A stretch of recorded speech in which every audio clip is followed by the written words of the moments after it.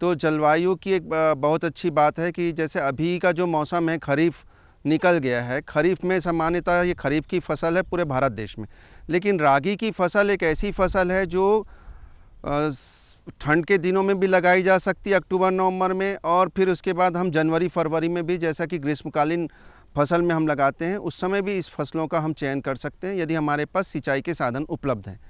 तो इस चीज़ का हम अच्छे से सुनिश्चित कर लें कि हमारे पास सिंचाई की साधन हैं, तो इसकी जो पाली आते हैं और पाली पकने तक की जो समय रहते हैं, उस समय इसको बस सिंचाई बहुत जल्दी आवश्यकता होती है, और सामान्य तौर पर ये अधिक पानी नहीं चाहती।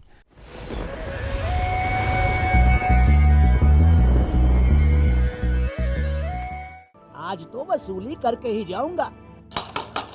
घनश्याम, अरे ओ घनश्याम। वो तो स्कूल गए हैं। स्कूल गया है। अरे बहाना तो ढंग का बनाती। हाँ लाला, मैं स्कूल ही गया था, फार्म स्कूल, जहाँ किसानों को सिखाई जाती है खेतों में पैदावार बढ़ाने की हर बात, जैसे मिट्टी के हिसाब से सही खाद, बढ़िया बीज और जरूरत के मुताबिक कीटनाशक, ताकि कम लागत में अधिक मुनाफा। ये पकड़ लाला, तेरा हिसाब साफ।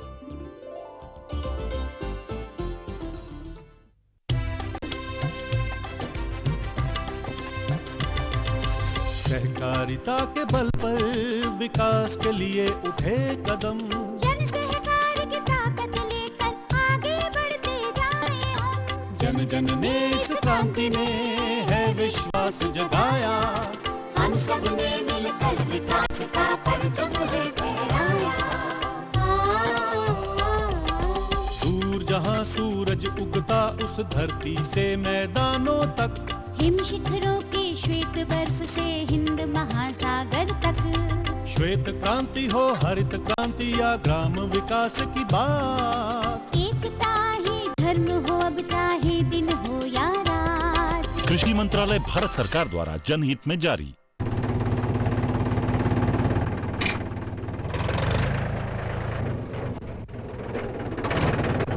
अरे हरकू वाह, बीज, कीटनाशक और आज खाद भी।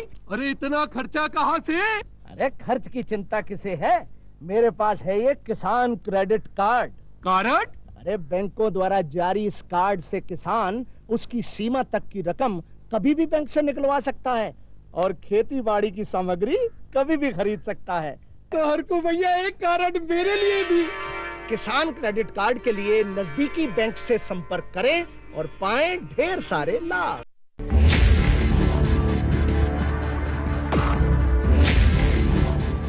भोजन, जल और शुद्ध वातावरण हमारे जीवन का मुख्य आधार है और कृषि इसका मूल स्तंभ। पिछले 60 वर्षों में विज्ञान आधारित कृषि का व्यापक प्रसार हुआ है। साथ ही कृत्रिम संसाधनों के बढ़ते प्रयोग से कृषि की सतत क्षमता पर चिंताएं बढ़ी हैं। प्रधानमंत्री श्री नरेंद्र मोदी जी के दूरदर्शी नेतृत्व के अंतर्गत रसायन मुक्त जैविक खेती एक महत्वपूर्ण प्रयास है। रसायन मुक्त जैविक खेती को बढ़ावा देने के लिए 5 वर्ष पूर्व सरकार ने परंपरागत कृषि विकास योजना तथा उत्तर पूर्व भारत में जैविक मूल्य श्रृंखला योजनाएं आरंभ की। ऑर्गेनिक फार्मिंग को देश भर में बढ़ावा देने के लिए सरकार अनेक प्रयास कर रही है। इसके लिए परंपरागत कृषि विकास योजना के तहत काम किया जा रहा है। न सिर्फ ऑर्गेनिक फार्मिंग को बल दिया जा रहा है, बल्कि उसके लिए वैल्यू एडिशन और मार्केट की व्यवस्था भी की जा रही है। भारत सरकार एवं किसानों के सम्मिलित प्रयासों से आज देश के लगभग 36 लाख किसान 38 लाख हेक्टेयर क्षेत्र में जैविक खेती कर रहे हैं। इसके अतिरिक्त हमारे देश के अनेक ऐसे क्षेत्र हैं जहां आज भी पारंपरिक जैविक खेती हो रही है। इन पारंपरिक जैविक क्षेत्रों को जैविक प्रमाणीकरण सुलभ कराने हेतु पीजीएस के अंतर्गत लार्ज एरिया सर्टिफिकेट का प्रावधान किया गया है। इस प्रक्रिया की विशिष्टता ये है कि इसमें प्रमाणीकरण मात्र 2 से 3 महीनों में हो जाता है, जबकि सामान्य परिस्थितियों में इसमें 2 से 3 वर्ष का समय लगता है। अंडमान निकोबार केंद्र शासित प्रदेश के कार निकोबार एवं नैन काउरी द्वीप समूह देश के सर्वप्रथम ऐसे प्रमाणीकृत जैविक क्षेत्र हैं। अभी हाल ही में संपूर्ण लक्षद्वीप को जैविक खेती के रूप में प्रमाणित किया गया है। वर्ष 2016 में सिक्किम राज्य पूर्ण जैविक कृषि राज्य के रूप में प्रमाणित हो चुका है। सुदूर उत्तर में हिमालय श्रृंखला के बीच स्थित लद्दाख ने भी पूर्ण जैविक के लक्ष्य की ओर बढ़ना शुरू कर दिया है। जैविक उत्पादों को बाजार सुलभ कराने तथा किसानों की उपभोक्ताओं तक पहुंच बनाने के लिए एक समर्पित जैविक खेती पोर्टल भी बनाया गया है। जैविक खेती पोर्टल के जानकारी मंच और विपणन मंच के माध्यम से किसानों को उच्च गुणवत्ता उत्पादन तथा बाजार उपलब्ध कराया जा रहा है। आशा है देश के सभी राज्य अपने जैविक क्षेत्रों का विस्तार करेंगे और देश में जैविक कृषि क्रांति को मजबूत करने में योगदान देंगे। जैविक उत्पादों की देश और विदेशों में बढ़ती मांग तथा जैविक उत्पादों का बढ़ता बाजार, किसानों की उपभोक्ताओं तक पहुंच तथा जैविक एफपीओ द्वारा जैविक कृषि व्यापार में भागीदारी हमारे किसानों को अपनी आय बढ़ाने का अवसर दे रहा है। पिछले 5 वर्षों में जैविक कृषि उत्पादों का निर्यात दोगुने से अधिक बढ़कर 7,000 करोड़ रुपए से अधिक का हो गया है और इसमें प्रतिवर्ष 20% से अधिक की वृद्धि हो रही है। उम्मीद है पारंपरिक क्षेत्र के किसान भी इस बढ़ते बाजार से लाभान्वित होंगे और जैविक कृषि आंदोलन को आगे बढ़ाएंगे। किसानों की मुस्कान समृद्ध हिंदुस्तान की है पहचान।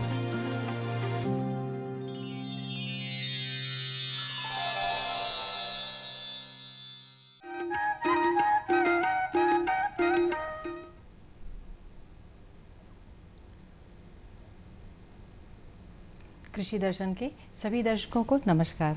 साथियों, हमारे कुछ किसान भाई रबी के मौसम में भी ग्रीष्मकालीन धान लगाते हैं, जिससे उन्हें उनकी मेहनत का पूरा फल नहीं मिल पाता। इसकी वजह ये है कि धान की फसल में दलहन, तिलहन और मक्का की अपेक्षा 2 से 3 गुना पानी की आवश्यकता पड़ती है और इस पानी का दोहन हमें धरती से करना पड़ता है, जिससे भूजल स्तर तो कम होता ही है, विद्युत और डीजल पंप का उपयोग करने से कृषि की लागत भी बढ़ जाती है और हमारा फायदा कम हो जाता है। इसलिए हमारे कृषि वैज्ञानिक ग्रीष्मकाल में धान के बदले में अन्य वैकल्पिक फसल लगाने की सलाह देते हैं। तो साथियों, कौन कौन सी हैं ये वैकल्पिक फसलें और कृषि से जुड़ी अन्य योजनाओं की जानकारी देने के लिए आज हमारे साथ हैं संभागीय संयुक्त संचालक कृषि श्री गयाराम जी। सर, आपका स्टूडियो में बहुत बहुत स्वागत है। जी नमस्कार। साथियों, इस विषय के संबंध में और कृषि विभाग की अन्य योजनाओं के संबंध में यदि आपके कोई प्रश्न हो, आप कुछ जानना चाहते हो, तो आप हमारे इस टोल फ्री नंबर पर हमें संपर्क कर सकते हैं। हमारा नंबर है 1800-233-9418। आइए चर्चा की शुरुआत करें। सर, सबसे पहले हमारे किसान भाइयों को ये बताइए कि ग्रीष्मकालीन धान के बदले अन्य वैकल्पिक फसल लेने की सलाह क्यों दी जाती है? ग्रीष्मकालीन धान के बदले अन्य वैकल्पिक फसल की सलाह इसलिए दी जाती है कि ग्रीष्मकालीन धान में पानी बहुत ज़्यादा लगता है जी। सबसे ज़्यादा जो बड़ा इशू है, एक तो धान में पानी समर में एक तो टेम्परेचर बहुत ज़्यादा रहता है जी। फिर ज़मीन से खेत से वाष्पोत्सर्जन के द्वारा पानी बहुत ज़्यादा लॉसेस होता है। अच्छा। बहुत सारे किसान लोग उसका दुरुपयोग भी करते हैं कि लगातार मोटर को ऑटो में रख दिए, पानी भर रहा है, फिर वेस्टेज हो रहा है। तो कुल मिलाकर के यही कि खरीफ के मौसम में अगर आसमानी पानी से बरसात के मौसम में धान की खेती की जाती है तो उसमें बहुत ज़्यादा पानी का दुरुपयोग नहीं होता है जी जी। मतलब वो उपयोगी होता है जी। लेकिन अगर ग्रीष्मकालीन धान में अगर जमीन के पानी है, भूजल है, उसको दोहन करके अगर धान की खेती की जाए तो वो काफ़ी महंगा भी पड़ता है जी। खर्चे भी बढ़ते हैं, सॉइल की क्वालिटी भी खराब होती है कि पेडी आफ्टर पेडी कल्टीवेशन किया जाए तो कीड़े बीमारी पनपते हैं जी जी। और सबसे बड़ा इशू है कि गांव में पेयजल की समस्या उत्पन्न हो जाती है, ग्राउंड वाटर का दोहन होता है, वाटर लेवल नीचे चला जाता है जी जी। खर्चे भी बहुत ज़्यादा बढ़ते हैं और जितना उत्पादन होता है उसकी अपेक्षा देखा जाए तो खर्चे ज़्यादा हैं, उत्पादन है, बट एक मार्केटिंग के एक इशू है कि जैसे खरीफ में हमारे छत्तीसगढ़ में धान खरीदी तो होती है, जैसे आज से शुरू हुआ 1 दिसंबर से जी जी। तो खरीदी तो हो जाती है खरीफ के समर्थन मूल्य पे धान का, बट रबी के धान की खरीदी नहीं होती। तो किसान फिर किसी को, व्यापारी को या अड़हतिया या बिचौलियों को फिर वास्तविक जो उपज का दाम मिलना चाहिए वो नहीं मिल पाता। इसलिए इशू ये है कि हम ग्रीष्मकालीन धान को बदले हम बहुत सारे वैकल्पिक फसल हैं, उसकी ओर जाकर के खेती कर सकते हैं जी जी। बहुत सारे ऑप्शन हैं जी जी जी। सर, जो किसान भाई चाहते हैं ग्रीष्मकालीन धान के बदले वैकल्पिक फसल लेना, उन्हें कौन कौन सी फसल का चयन करना चाहिए कि उनको लाभ हो? ग्रीष्मकालीन धान के बदले वैकल्पिक जो फसल है, खासकर से जो इरिगेटेड कंडीशन है उसमें मक्का एक बहुत अच्छा वैकल्पिक फसल है। रागी की फसल जैसे अभी हमारे छत्तीसगढ़ में मिलेट मिशन चालू हुआ है। जी मिलेट मिशन के अंतर्गत में हमारा कोदो, कुटकी, रागी, सांवा वगैरह है। तो कोदो, कुटकी, रागी एक प्रमुख फसल है। तो रागी एक ऐसा फसल है जिसको तीनों सीजन में उगाया जा सकता है और आजकल इसको सुपर फूड बोला जाता है। कोदो, कुटकी, रागी को। तो रागी एक बहुत अच्छा फसल है, ये किसानों को अच्छा आमदनी दे सकता है और इसके छत्तीसगढ़ शासन ने मिलेट मिशन के तहत इसको वनोपज सहकारी समिति के माध्यम से खरीदने का भी निर्णय लिया है। इसके समर्थन मूल्य भी घोषित किए गए हैं। इसी प्रकार से मक्का एक ऐसी फसल है, इसको भी तीनों सीजन में लिया जा सकता है। तो मक्का एक भी वैकल्पिक फसल है जो किसानों को अच्छा पैसा कैश क्रॉप है। चाहे किसान इसको भुट्टा के रूप में ग्रीन क्रॉप में बेच सकता है, चाहे इसके दाने पोल्ट्री फार्म वगैरह को जो पोल्ट्री फीड बनाते हैं उनको बेचा जा सकता है। दलहन में हमारे पास में बहुत अच्छा ऑप्शन है, मूंग है, उड़द है। मूंग का मार्केट भी बहुत अच्छा है, अभी मार्केट में बहुत अच्छा पैसा मिलता है। उड़द भी है और तिलहनी फसलें हमारा समर ग्राउंडनट है और तिल है और सनफ्लावर है। ये हमारे प्रमुख जो फसलें हैं जिसको हम धान के बदले अन्य वैकल्पिक फसल के रूप में किसानों को बिल्कुल सलाह देते हैं। जी सर, जो किसान भाई ये वैकल्पिक फसलें लेते हैं उन्हें इनपुट मैनेजमेंट कैसे करना चाहिए? खाद, बीज, आदान सामग्री ये कहाँ से प्राप्त कर सकते हैं? इनपुट मैनेजमेंट के लिए किसान जैसे किसान क्रेडिट कार्ड पे हमारे सहकारी समिति हैं, वहाँ उनको कैश और काइंड के रूप में उनको KCC बनता है। तो वहाँ काइंड के रूप में इनपुट भी ले सकते हैं। इनपुट में जैसे फर्टिलाइजर है, फर्टिलाइजर एक प्रमुख घटक। बीज तो वो चाहे प्राइवेट जो पंजीकृत व्यापारी हैं वहाँ से। पहले एक साथी का फोन सुन लीजिए। हेलो, नमस्कार, आप कौन बोल रहे हैं? नमस्कार, जय जोहार बहनी। जय जोहार, आप कौन बोल रहे हैं? तरफ से जय जोहार। जय जोहार जी, जय जोहार जी। भागवत निर्मलकर कौरा जेवरा भीमेतरल बोला हूँ भैया। जी निर्मलकर जी, क्या पूछना चाहते हैं आप? जैसे कि अभी जो ग्रीष्मकालीन धान बोते हैं जी, और हम धान न लगा करके जी चना की खेती करे दलहन में जी या गेहूं की खेती करे, तो इसके लिए खेती करने के लिए कौन सी जुताई करना चाहिए, कौन सी किस्म की चना बोना चाहिए, यह संबंध में जानकारी चाहिए। जी। जैसे आप गेहूं वगैरह की बात में आप पूछे हैं, गेहूं की बहुत सारी वैरायटी जो इंदिरा गांधी कृषि विश्वविद्यालय से अनुशंसित है। और आप जैसे अभी धान की कटाई के बाद में चना की एक बहुत अच्छी वैरायटी वैभव, जो धना खेत में लेट से सोइंग भी करते हैं। धान की कटाई थोड़ा सा विलम्ब से हो जाता है हमारे छत्तीसगढ़ में, जहाँ पर सिंचाई के साधन है। वहाँ वैभव की एक वैरायटी है चना की, वो बहुत अच्छा परफॉर्मेंस देता है और उपज भी बहुत अच्छा है। गेहूं में बहुत सारे किस्में हैं जिसमें छत्तीसगढ़ हमारी इंदिरा गांधी कृषि विश्वविद्यालय से अनुशंसित है, तो वो किस्में आप ले सकते हैं। और वो गेहूं चना तो आपके बेमेतरा जिला के लिए बहुत अच्छा है, जो आपको अच्छा उत्पादन दे सकता है। जी। वैकल्पिक फसल में धान के बाद धान न बो करके आप चना और गेहूं ले सकते हैं, बहुत अच्छा है ये, इसको आप उपयोग कर सकते हैं। जी सर, हम चर्चा कर रहे थे इनपुट मैनेजमेंट की। इनपुट मैनेजमेंट में सबसे बड़ा इशू है कि बीज और खाद जी, और पेस्टिसाइड है, हमारे कृषि यंत्र वगैरह हैं। जी। तो बीज तो एक प्रमुख घटक है इनपुट के लिए। जी। तो इसके लिए बहुत सारे हमारे प्राइवेट कंपनियां भी हैं जो मक्का का बीज मार्केट में देते हैं। और रागी के तो हमारे जैसे रागी के लिए इंदिरा रागी है हमारे पास में, छत्तीसगढ़ रागी है, ये बहुत सारी इसमें भी रेंज आ गए। उड़ीसा की भी वैरायटी है, छत्तीसगढ़ की भी वैरायटी है। जी। और मक्का में हमारे हाइब्रिड मक्का है ना, हाइब्रिड मक्के बहुत सारी कंपनियां बनाती हैं और कंपोजिट मेज भी है, तो उसका उपयोग कर सकते हैं। और खाद के लिए चाहे किसान अपना प्राइवेट में हमारे पंजीकृत डीलर से भी ले सकता है और सहकारी समिति के माध्यम से ले सकता है। कृषि यंत्र में बहुत ज़्यादा गहरी जुताई की जरूरत पड़ती नहीं है। भूमि तैयार करने के लिए हमारा कल्टीवेटर है, रोटावेटर वगैरह है या फिर सीड ड्रिल है, तो सीड ड्रिल से बुआई करें तो ज़्यादा अच्छा होता है इसके लिए। चाहे कोई भी दलहन हो, तिलहन हो, मक्का वगैरह हो, रागी हो। और रही बात पेस्टिसाइड और ये इंसेक्टिसाइड का, तो अगर कोई कीड़े बीमारी का प्रकोप होता है तभी हमको इंसेक्टिसाइड पेस्टिसाइड की ओर जाना की जरूरत है। अदरवाइज हमको जरूरत नहीं पड़ती कि हम कीड़े बीमारी के लिए कोई भी दवा बिना रिकमेंडेशन के उपयोग करें। ये इनपुट मैनेजमेंट में है। जी सर, रबी में सबसे ज़्यादा समस्या होती है सिंचाई की, तो सिंचाई के ऐसे कौन से साधन अपनाया जाए, किस तरह से सिंचाई की जाए कि कम पानी में किसान भाई अच्छे फसल ले सकें? बहुत अच्छा प्रश्न है। रबी में सबसे प्रमुख घटक है जहाँ पर ट्यूबवेल इरिगेशन है या फिर 3 HP के विद्युत मोटर हैं, जैसे सरफेस वाटर में कुआं है या फिर तालाब वगैरह से जहाँ से किसान भाई पानी को उपयोग करते हैं, तो वह स्प्रिंकलर इरिगेशन से सिंचाई करें सबसे बेहतर यह है कि कम पानी में हम ज़्यादा एरिया को इरिगेट कर सकते हैं जी। और मान लीजिए अगर स्प्रिंकलर नहीं है और तो हम फ्लड इरिगेशन में कंट्रोल इरिगेशन करके पाइप के माध्यम से छोटे छोटे क्यारी बना करके हम रबी की जो फसलें हैं उसको हम सिंचाई पद्धति से अपना सकते हैं। ड्रिप इरिगेशन एक माध्यम है, लेकिन ड्रिप इरिगेशन जो हमारे फील्ड क्रॉप है उसके लिए बहुत ज़्यादा वो नहीं है क्योंकि खर्चीला है वो, और प्लांट पॉपुलेशन ज़्यादा रहता है तो हम प्लांट में हर प्रत्येक पौधे में ड्रिप इरिगेशन नहीं कर सकते।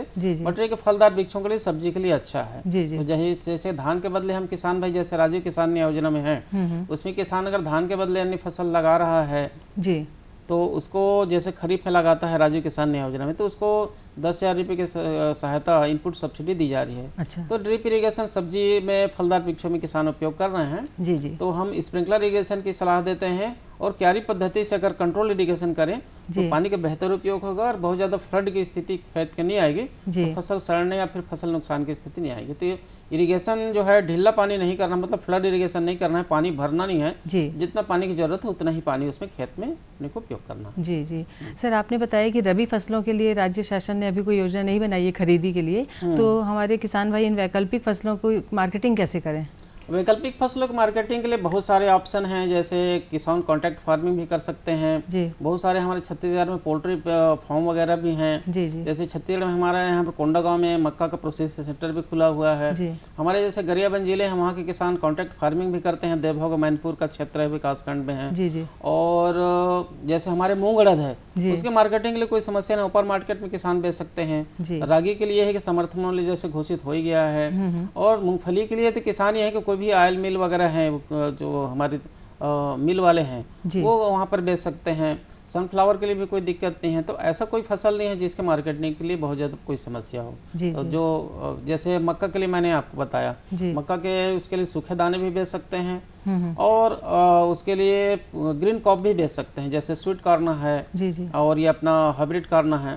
तो उसको मार्केट में कोई प्रॉब्लम नहीं है। ऐसा जो गर्मी की जो फसल है, वैकल्पिक फसल है धान के बदले, तो मार्केटिंग कोई इशू नहीं है। जी जी। सर रायपुर संभाग में अलग अलग जिलों में कृषि विभाग के द्वारा क्या प्रयास किए जा रहे हैं कि वैकल्पिक फसलें ली जाएं? हमारे जैसे रायपुर संभाग में 5 जिले हैं, जिसमें गरियाबंद है, धमतरी है और बलौदा बाजार है और महासमुंद है और रायपुर है। प्रमुख रूप से हमारा जो ग्रीष्मकालीन धान का ज़्यादा रकबा हमारा धमतरी जिले में रहता था। इस वर्ष ग्रीष्मकालीन धान के बदले किसानों को हम लोग समझाइश दिए हैं कि आप धान नहीं लेना है, आपको दूसरा जो वैकल्पिक फसल जो बताए गए हैं वहाँ पर आप ले सकते हैं, जहाँ ट्यूबवेल की इरिगेशन है या फिर सरफेस इरिगेशन है, तालाब है, कुआं वगैरह है। तो ऐसी जो रिकमेंडेड जो फसल है वैकल्पिक फसल उसको लेना है। और धमतरी में हमारा जो मगर लोड का एरिया है, नगरी का एरिया है धमतरी जिले में, वहाँ पर तो ग्रीष्मकालीन मक्के के बहुत बड़ा है एरिया है, नगरीय क्षेत्र में खासकर से मगर लोड के कुछ एरिया में। और हमारा कुरूद है और धमतरी विकास खंड है। ये दोनों विकास खंड में चने की खेती किसान लोग काफ़ी अच्छे से कर रहे हैं, गेहूं की खेती करते हैं, मटर की खेती करते हैं। दूसरे जिले जैसे आ जाए अपन महासमुंद, महासमुंद में हमारा पिथौरा है, सरायपाली वगैरह का एरिया है। वहाँ किसान लोग सरसों की फसल, मूंगफली की फसल और ये अपना मक्के की खेती, बाग बहरा में विशेष बहुत सारे पोल्ट्री फार्म हैं, तो वहाँ किसान लोग निश्चित रूप से कर रहे हैं। फिर अपन आते हैं इधर यहाँ पर गरियाबंद में, गरियाबंद मैनपुर और देवभोग एरिया है, वहाँ किसान लोग बहुतायत मात्रा में समर मिर्च की खेती करते हैं, मूंगफली की खेती करते हैं, सब्जी भाजी की खेती करते हैं। तो वहाँ किसान लोग ऑलरेडी कॉन्ट्रैक्ट फार्मिंग करते हैं। फिर आते हैं यहाँ पर रायपुर जिले में। रायपुर जिले में हमारा खारून नदी का बेल्ट है और ये हमारा ये नाला सोकरा नाला है। तो इसके किनारे में बहुत सारे किसान जो हैं सब्जी भाजी की खेती, ये जब भाठा गांव चौक से दतरंगा से होते हुए जितना भी बेल्ट है उधर से अभनपुर होते हुए किसान भाई काफी मात्रा में धान के बदले वैकल्पिक फसल के रूप में सब्जी भाजी की खेती कर रहे हैं। ऑलरेडी काफी ऐसा ड्रिप इरिगेशन है, स्प्रिंकलर इरिगेशन से काम कर रहे हैं। फिर बलौदा बाजार जिला है, बलौदा बाजार जिले में हमारा सिमगा है, भाठापारा है और पलारी है और कसडोल है, बिलाईगढ़। इस एरिया में किसान लोग खासकर से सिमगा और भाठापारा में धान के बाद बदले धान न लेकर के किसान चने की खेती बहुत अच्छे से कर रहे हैं। चने की खेती है, मक्के की खेती है, मूंगफली की खेती है। तो इस एरिया में खासकर से चने की खेती है और गेहूं की, वो काफी प्रमोट हुआ है और किसान लोग इसमें उत्साहित होकर के काम कर रहे हैं। जी सर, आपने जिक्र किया मिलेट मिशन का, ये क्या है, लघु धान्य फसलें क्या है? मिलेट मिशन एक प्रकार से, मिलेट मतलब लघु धान्य मतलब जिसके दाने छोटे होते हैं। सीरियल क्रॉप है, धान्य मतलब सीरियल क्रॉप जी। ये ग्रेमिनी फैमिली में आता है जी जी। और इसको जैसे धान है हमारा ग्रेमिनी फैमिली में, गेहूं है ग्रेमिनी फैमिली में, तो ये हमारे सुपर फूड जैसे मैंने आपको बताया ना, कोदो कुटकी और रागी, खासकर से हमारा बस्तर संभाग के जिले हैं, सरगुजा संभाग के जिले हैं, हमारे गरियाबंद है और नगरीय एरिया है जैसे रायपुर संभाग के जिले हैं। ऐसे क्षेत्रों में किसान ट्रेडिशनल रूप से पहले से करते ही आ रहे हैं जी जी। कोदो कुटकी रागी की फसल को खेती, बट यह है कि उनको मार्केट के रूप में यह खुद उपयोग करते थे या किसी को बेचते थे। बट शासन ने बहुत अच्छा निर्णय लिया है कि मिलेट मिशन इसमें लॉन्च करके, जिसमें वैल्यू एडिशन भी है, प्रोसेसिंग भी है, मार्केटिंग भी है और किसानों को खरीदी की भी व्यवस्था शासन ने की है। तो ये बहुत अच्छा अवसर है जिसको हम किसानों को वैल्यू एडिशन करके, प्रोसेसिंग करके, प्रोडक्शन कास्ट टेक्नोलॉजी बता करके इसको काफी अच्छा प्रोडक्शन करके किसान के जो अपलैंड एरिया है जहाँ पर पानी नहीं रुकता है, जहाँ की खेती किसान धान के नहीं बोता है, जहाँ प्लेन एरिया है, कम उपजाऊ जमीन है, ऐसे जगह पे हैं जैसे बस्तर संभाग के हैं, सरगुजा संभाग के हैं। हेलो हेलो हेलो, नमस्कार, आप कौन बोल रहे हैं? हाँ, मैं छत्तीसगढ़ से बोल रहा हूँ, कांकेर जिला, ग्राम माकड़ी, खुना से। जी जी जी, अपना नाम बताइए और अपना प्रश्न पूछिए। हेलो। हाँ, तो मैं सब्जी वगैरह लगाना चाहता हूँ। पहले तो खैर गर्मी में धान लगाया करता था जी जी। तो उसके लिए कोई शासन द्वारा मिल रहा है क्या, ड्रिप सिस्टम या बोर वगैरह के लिए? क्या मेरा बोर जो कराया था उसमें भी पानी थोड़ा से कम है। जी जी जी। आप बिल्कुल शासन के द्वारा दी जाने वाली सुविधाएं हैं उद्यानिकी विभाग से और कृषि विभाग से। जैसे आप नलकूप अगर नया बोर कराना चाहते हैं तो किसान समृद्धि योजना के अंतर्गत में आपको इसमें अनुदान के प्रावधान हैं। जैसे सामान्य वर्ग के लिए अलग है अनुदान का प्रावधान, SC/ST के लिए अलग है, महिला कृषकों के लिए है, OBC वर्ग के लिए अलग अलग अनुदान का प्रावधान है। जहाँ तक आप ड्रिप इरीगेशन आप उपयोग करना चाहते हैं सब्जी के लिए बहुत अच्छा है, लेकिन ड्रिप इरीगेशन के लिए कम से कम मिनिमम 2 से HP का मोटर के लिए आपको पानी होना आपके बोर में बहुत ज़रूरी है, ताकि प्रेशर बने और ड्रिप में आपका ठीक से जो ट्यूब है वो काम कर सके। आप अपने वाटर लेवल को एक बार चेक करा लीजिए और वाटर का प्रेशर होना बहुत ज़रूरी है, ताकि आप नहीं है पानी कम है तो आप ड्रिप के लिए फिर आपको ओवरहेड टंकी बनाना पड़ेगा, फिर प्रेशर बना करके फिर आपको काम उसमें कर सकते हैं। बहुत अच्छा है कि आप समर पैडी के जगह में कांकेर जैसे ज़िले में आप करना चाह रहे हैं सब्जी भाजी की, तो बहुत अच्छा अवसर है, आप कर सकते हैं जी। हमारे विभाग, कृषि विभाग, उद्यानिकी विभाग के जो अधिकारी हैं वहाँ पर कांकेर में, वहाँ डिप्टी डायरेक्टर है मिस्टर नागेश, वहाँ पर कांकेर जिले में उप संचालक हैं। आप उनसे संपर्क कर लीजिए और निश्चित रूप से आपके सहयोग करेंगे वो जी। सर, ये शासन की NFFM योजना जो है इसमें कौन कौन सी फसलें आती हैं इसके अंतर्गत, किसके लिए लाभकारी है? NFS मतलब नेशनल फूड सिक्योरिटी मिशन जी। नेशनल फूड सिक्योरिटी मिशन में सिक्योरिटी मतलब फूड की सिक्योरिटी जी जी। तो उसके लिए केंद्र प्रवर्तित योजना है, ये केंद्र शासन की योजना है और हमारे छत्तीसगढ़ में भी इस योजना का संचालित है, जिसमें आपका NFSM राइस के माध्यम से है, चावल की ये स्कीम है, NFSM पल्स है दलहन के उत्पादन के लिए, NFSM कोर सीलन में जैसे मक्का वगैरह है, NFSM ऑयल सीड है। तो दलहन, तिलहन, मक्का सभी फसलों के लिए NFSM जो है, और इसमें एक न्यूट्री मिशन के नाम से भी चलता है। लघु धान्य जैसे आपको मिलेट मिशन बताया ना, ऐसे न्यूट्री मिशन के जैसे हमारे जो बस्तर और सरगुजा संभाग के जिले हैं वहाँ पर पूरक पोषण आहार कैसे हमको दिया है, न्यूट्रिएंट्स कैसे पूर्ति कर सकें, उसके लिए न्यूट्री मिशन जैसे सुपर फूड्स वगैरह है इसके प्रोडक्शन के लिए भी नेशनल फूड सिक्योरिटी मिशन है, सभी फसलों के लिए जी जी जी। सर, राज्य शासन की एक और योजना है राजीव गांधी किसान न्याय योजना, ये योजना क्या है और किसान भाई इसका लाभ कैसे ले सकते हैं? राजीव गांधी किसान न्याय योजना एक्चुअली है कि हम दलहन, तिलहन, धान के बदले अन्य फसल को खरीफ में, ये योजना खरीफ में लागू है, इसी साल से लागू हुआ, पिछले साल से भी है। तो मुख्य उद्देश्य यह है कि जो धान के इनपुट सब्सिडी है, जो किसान धान के बदले अन्य फसल लगाते हैं जी, तो उसके लिए गिरदावली के माध्यम से उसका सत्यापन होता है। अभी हुआ है गिरदावली के माध्यम से सत्यापन, और वो फलदार वृक्षारोपण करते हैं, धान के अन्य वैकल्पिक फसल लगाते हैं, दलहन लगाते हैं, तिलहन लगाते हैं, मक्का लगाते हैं, तो उनको गिरदावली के पश्चात में, सत्यापन के पश्चात में 10,000 रुपया उनको इनपुट सब्सिडी दी जाएगी। अच्छा। और 9,000 रुपया जो है जो धान लगाते हैं उन किसान को तो दे ही रहे, राज्य शासन पिछले साल से दे रही है। लेकिन धान के अलावा अन्य वैकल्पिक फसल है उसके 10,000 रुपये। अच्छा। जैसे फलदार वृक्षारोपण किसान करते हैं, मतलब ये है कि राज्य किसान न्याय योजना में। सर पहले एक साथी का फोन सुन ले। हेलो हेलो हेलो, नमस्कार, आप कौन बोल रहे हैं? दिनेश्वर चक्रवर्ती जी जी, पूछिए क्या पूछना चाहते हैं? हेलो, हाँ जी सर, प्रश्न पूछिए। मैं पूछना चाहता हूँ मैडम जी, मतलब हमारे यहाँ अगली वैरायटी के कोई मक्का है का? अच्छा सर, मक्का की वैरायटी? हाँ, अगली वैरायटी के मक्का आपको लगभग 85 से 90 दिन से कम में तो कोई वैरायटी नहीं है। आपको बीज निगम के माध्यम से या फिर आपको जो हमारे पंजीकृत डीलर है, सहकारी संस्था है, उनके माध्यम से भी आपको मिल सकता है। जैसे हमारा राष्ट्रीय बीज निगम है, हमारे छत्तीसगढ़ के बीज निगम है, और प्राइवेट जो डीलर हैं, बहुत सारी कंपनियां हैं जो अच्छी कंपनियां हैं, उसके माध्यम से भी आप बीज प्राप्त कर सकते हैं। कम से कम 85 से 90 दिन का से ऊपर के ही आपको वैरायटी मिल सकती है। जी जी सर, आप हमारे स्टूडियो में आए, हमारे किसान भाइयों को बहुत उपयोगी जानकारी दी, आपका बहुत बहुत धन्यवाद। आपको भी बहुत बहुत धन्यवाद। साथियों, नए विषय नई जानकारी के साथ आपसे फिर मुलाकात होगी, तब तक के लिए आज्ञा दीजिए, नमस्कार।